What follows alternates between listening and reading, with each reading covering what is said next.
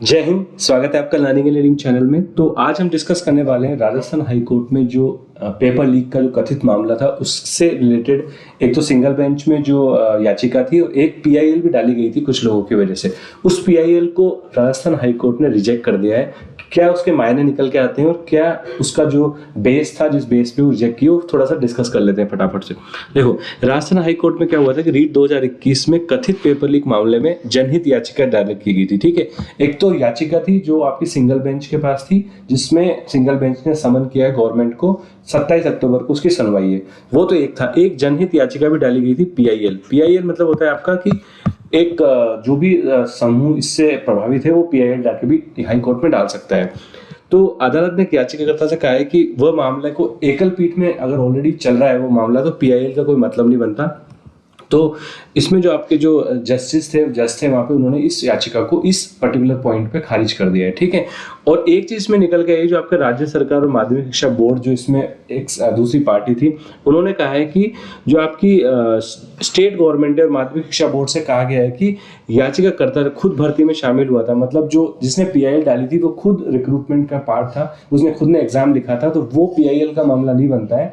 और ये बात सही भी है। आपकी पीआईएल जो है, खुद पिटिशनर जो होता है वो इंडिपेंडेंट होना चाहिए, खुद विक्टिम या फिर उसका पार्ट का नहीं होना चाहिए। तो पीआईएल बनती है, उसका कॉन्सेप्ट ही होता है कि जनहित याचिका, यानी कि आपने जनहित में याचिका डाली है, लेकिन अगर आप खुद याचिका डाल रहे हो तो आपके खुद के हित में याचिका कहलाती है, तो उसको पीआईएल का मामला नहीं मानते हैं। इसलिए हाईकोर्ट ने इस बेस पे इसको बात को सही माना है और इस पीआईएल को रिजेक्ट कर दिया है। ठीक है, थोड़ा सा समझ लेते हैं याचिका में कहा क्या गया था। याचिका में कहा गया था कि भर्ती परीक्षा के पूर्व भी कुछ लोगों के द्वारा पेपर लीक वहां हो गया था, और वहीं कई परीक्षा केंद्रों पे पेपर की सील भी खुली हुई थी और बुक नंबर वगैरह भी मार्कर से बदले हुए थे। तो पेपर लीक होने से परीक्षा की विश्वसनीयता पर सवाल उठने लगे हैं। तो याचिका में क्या है कि इसकी मॉनिटरिंग के लिए जो है बोर्ड ने क्या किया है, बोर्ड ने कहा है कि सीसीटीवी वगैरह सब लगे हुए थे, सारी चीजें थी। तो एक पार्टी जो है आपकी बोर्ड जो है, बोर्ड आपका कह रहा है एक तरफ से कि सब कुछ सही था।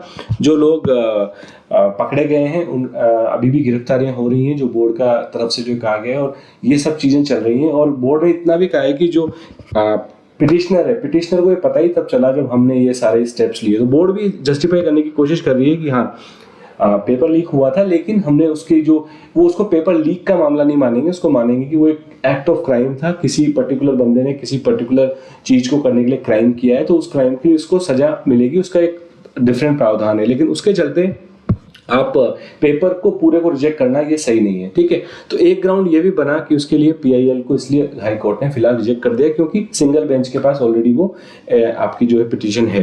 ठीक है, उसके बाद इसमें कई जो है जो आपकी है, कई सारी जो ऑफिसर्स हैं, टीचर्स हैं जो इन्वॉल्व थे, उनका सस्पेंशन भी हो गया है। तो कहीं ना कहीं जो रीट जो नॉर्मली सिंगल याचिका में भी कहा गया था कि वो चाहते हैं, क्योंकि इसमें काफी पुलिस वाले कथित तौर पे इन्वॉल्व हैं, तो इसलिए आपको जो है सीबीआई से इसका करवाना चाहिए। लेकिन आपको ध्यान हो कि नीट वाले केस में सुप्रीम कोर्ट का एक बहुत क्लियर ऑर्डर था कि अगर जैसे बाई चांस कुछ इस तरीके का मामला हो जाता है तो पूरी परीक्षा को रद्द करने का कोई मतलब नहीं बनता है। तो ये क्लियरली सुप्रीम कोर्ट ने कहा है। तो कहीं ना कहीं हाई कोर्ट उस बात को भी देखेगा, क्योंकि सुप्रीम कोर्ट के डिसीजन को फॉलो करता है हाई कोर्ट। तो परीक्षा रद्द होने के चांसेस बहुत कम है। तो यही मैं आपसे डिस्कस करना चाह रहा था, जो लोग हमारे चैनल से जुड़े हुए हैं, जिनको कट ऑफ वगैरह के बारे में हम डिस्कस कर रहे हैं, कि अभी जो चीजें चल रही हैं उससे पेपर रद्द होने के चांसेस तो कम लग रहे हैं। सिंगल बेंच के पास केस है, सिंगल बेंच देखते हैं किस तरीके से करता है, लेकिन सिंगल बेंच भी इन्फ्लुएंस होगा जो मल्टी बेंच है उस वाले ऑर्डर से। तो कहीं ना कहीं हो सकता है कि वो भी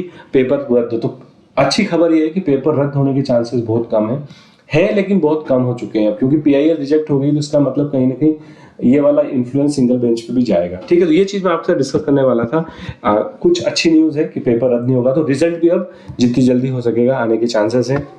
और 27 अक्टूबर एक आपकी जो है वो की डेट हो जाएगी। 27 अक्टूबर के बाद जो हियरिंग है उसकी जैसे अपडेट्स होगी वो आपके साथ शेयर करूंगा, और उसके बाद चीजें बहुत क्लियर हो जाएंगी। और उसके बाद मुझे लगना चाहिए कि रिजल्ट जो है आपका 1 महीने 1.5 महीने के अंदर आपका रिजल्ट अनाउंस हो सकता है। ठीक है, तो जो लोग इस बात से समझने की कोशिश कर रहे थे, मैं उनको बहुत इजी लैंग्वेज में समझाने की मैंने यहाँ पे कोशिश की है कि पीआईएल क्या होती है और पीआईएल क्यों रिजेक्ट हुई है। पीआईएल का रिजेक्ट होने का जो बेसिक कॉन्सेप्ट है वो यही है कि जो याचिका करता है वो खुद विक्टिम है और विक्टिम खुद पीआईएल नहीं डाल सकता, पीआईएल हमेशा इस बेस पे, इस ग्राउंड पे पीआईएल को रिजेक्ट किया गया है। और कोई ग्राउंड इसमें अभी नहीं बनाया हाई कोर्ट ने कि उनको केस से कुछ प्रॉब्लम है, कुछ है, वो सारा का सारा सिंगल बेंच ही डिसाइड करेगी। क्योंकि अगर आप विक्टिम कुछ अपना खुद केस डालना चाहता है तो उसके पास वो सिंगल बेंच पे जाना पड़ता है, और सिंगल बेंच पे ऑलरेडी केस है, हमने वीडियो बनाया था, उसमें एक हियरिंग हो चुकी है, सरकार को समन भी जा चुका है। 27 अक्टूबर को सरकार अपना जवाब जमा करेगी, उस बेसिस पे सिंगल बेंच ऑर्डर लेगा वो हम आपको डेफिनेटली बताएंगे, ठीक है। तो मायने निकल के आ रहे हैं इसके ओवरऑल के कि अभी चांसेस है कि पेपर, अभी यूं कहना कि पेपर रिजेक्ट नहीं हुआ है और ये भी कह देना कि चांसेस बिल्कुल अब पेपर रिजेक्ट होगा ही नहीं, पेपर दोबारा होगा, तो अभी थोड़ा सा क्लैरिटी जो ज़्यादा इस तरफ जा रही है कि पेपर दोबारा होने के चांसेस कम है, ठीक है। तो होप आपको ये बात समझ में आएगी, आपके लिए हेल्पफुल रहा होगा। अपने फ्रेंड्स वगैरह के साथ शेयर करें, कोई भी डाउट है तो मुझे कमेंट सेक्शन में जरूर बताएं, ठीक है।